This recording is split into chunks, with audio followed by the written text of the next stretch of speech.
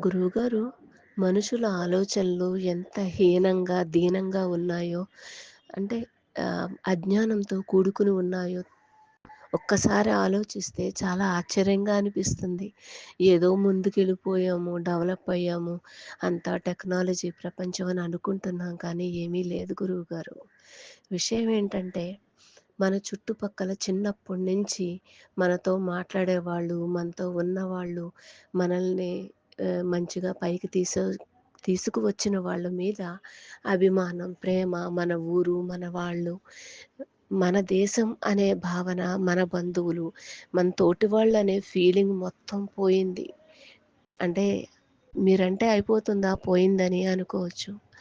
నిజమేంటంటే ఇంక ఈ పదం ఎన్ని సార్లు వాడుతున్నాను. కష్టంగా అనిపిస్తోంది. ఆచారం, సాంప్రదాయం అంటూ పక్కదారులు పట్టిపోవడం. ఏదేదో ఎవరికి నచ్చినట్టు ఆళ్ళు ఏదో ఎస్టాబ్లిష్ చేయాలి. దేన్నో గొప్పగా చూపించాలి అనుకుంటున్నారు. అసలైంది తనని ఈ భూమి మీదకి తీసుకొచ్చిన వాళ్ళని, తన జీవితంలో చైతన్యాన్ని నింపిన వాళ్ళని, నువ్వు ఇంత ఎదగడానికి ఆహారం పెట్టిన ఆ రైతులు, ఈ భూమాత, పెంచినోళ్ళు అందరూ పోయారు. నీకు సపోర్ట్‌గా ఉన్నవాళ్ళందరినీ వదిలేశారు. కంటికి కనిపించిన దేవుడు అతనందరినీ సమానంగా చూస్తాడు. అతని ప్రేమని పొందలేరు. ఆళ్ళని పెంచినందుకు పెంచిన వాళ్ళ ప్రేమని పొందలేరు. చదువులు చెప్పిన గురువు ప్రేమని పొందలేరు. తోటి స్నేహితులు ప్రేమ లేదు. బంధువులు ప్రేమ లేదు. ఏదీ లేదు. దేనికోసం ఈళ్ళు మూర్ఖంగా పాటుపడుతున్నారు. ఈళ్ళు దేవుడికా ఏదో చేసేది?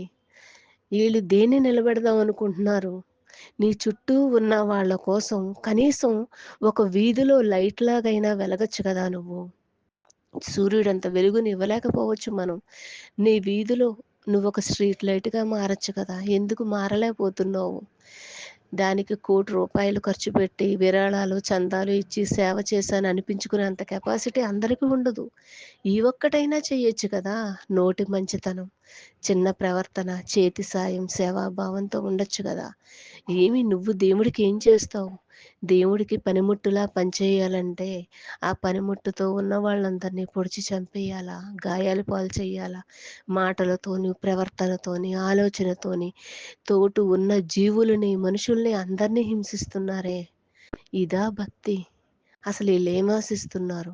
ఉన్నామా, తిన్నామా, పడుకున్నామా, ఎదుటి వాళ్ళకి ఏ బాధ కలుగకుండా మన నామస్మరణ మనం చేసుకోవచ్చు గదా! తిన్నది అరక్క. ఆ రైతు పండించకపోతే ఏం తింటారు?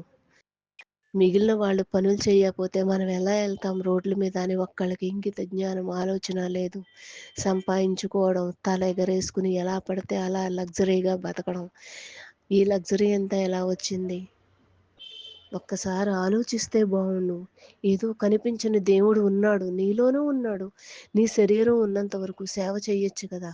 నువ్వు చనిపోయాక ఎవడేం చేస్తాడా? ఈ ఉన్నదంతా మనమే ఉద్ధరించేయాలి అని ఏ ఉపకారం లేని పనికిమాలిన పనులు చేసి, నీకు, నీ వాళ్ళకి, మానవ జాతికి నాశనం కలిగించేలాగా, చెడ్డ పేరొచ్చేలా ప్రవర్తించి, ఎందుకు ఈ జీవితం? బతక్కపోతేనేమి, చస్తేనేమి? రోడ్డు మీద కుక్క చచ్చిపోతే ఈ రోజుకి మూడో రోజుకి మామూలు అయిపోద్ది కదా రోడ్డు. ఏమో నాకు కష్టంగా అనిపించింది గురువుగారు. దేవుడి కోసం అంటారు. ఆళ్ళలో మానవత్వం ఉండదు, ప్రేమ ఉండదు, మంచితనం ఉండదు, దయ, జాలి ఉండదు, మానవ సేవ, మాధవ సేవ అనేది ఉండదు, చేతనైన సహాయం ఉండదు, ఏమీ ఉండదు. కళ్ళల్లో కరుణ ఉండదు. ఏం చేస్తారు? ఏం చెయ్యాలనుకుంటున్నారు? అసలు ఈళ్ళు ఏం చదువుతున్నారు? ఎటువైపుకెళ్తున్నారో కూడా తెలియట్లేదు గురువుగారు. ఓం శ్రీ గురు రమణ.